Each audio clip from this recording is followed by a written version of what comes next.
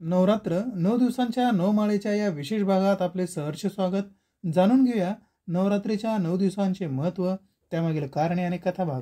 नवरात्रीची चौथी माळ माता कुष्मांडा देवी यांस समर्पित. ओम कुष्मांडा देवे नमः. अष्टभुजा, सिंहावर आरूढ झालेली, त्रिशूल, चक्ती, तलवार, गदा, धनुष्य, बाण, कमळ, जपमाळ, अमृताचे कलश धारण करून भक्तांना अभय मुद्रेद्वारे आरोग्य शक्ती प्रदान करणारी माता. ब्रह्मांडाची उत्पत्ती आपल्या स्मित हास्याने करणारे, त्यास ऊर्जा देणारी ब्रह्मांडीय गोळा, जेथे कोणीही निवास करू शकत नाही अशा सूर्याच्या गाभ्यामध्ये तिचे निवासस्थान आहे. त्याबाबत आख्यायिका आहे ती अशी: जातकसुराच्या वधानंतर माली नावाचा असुर आणि असुर योद्धा सुकेश यांचा पुत्र सुमाली हे भगवान शंकराच्या आराधना करीत त्यांकडून वरदान प्राप्त करण्यासाठी कठोर तपश्चर्या आरंभ केली. आपल्या तपोबलाच्या सामर्थ्यावर त्यांनी आपल्या शरीरापासून सकारात्मक आयनांनी चमकू लागले. त्यांचे तेज इतके विलक्षण होते की सूर्यदेवांस देखील त्यांचा हेवा वाटू लागला.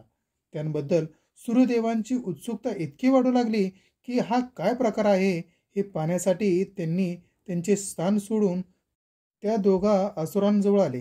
जोपर्यंत खगोलीय पिंड आपला स्वभाव बदलत नाहीत तोपर्यंत ते खगोलीय स्थान सोडत नाहीत, या नियमाच्या विरुद्ध जाऊन सूर्यदेव त्या असुरा शेजारी आले.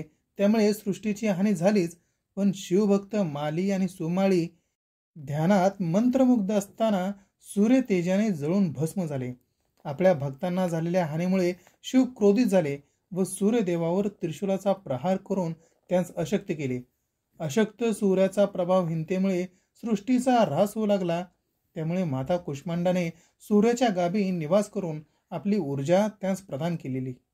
कुष्मांडा देवीस दही, फळ, सुकामेवा, भोपळा, पिवळे फूल अर्पण करावेत. देवी कुष्मांडाचे महत्त्व: या दिवशी साधकाचे मन अनाहत चक्रामध्ये स्थिर असते. या देवी सर्वभूतेषु मा कुष्मांडा रूपेण संस्थितः. नमस्तस्यै नमस्तस्यै नमस्तस्यै नमो नमः.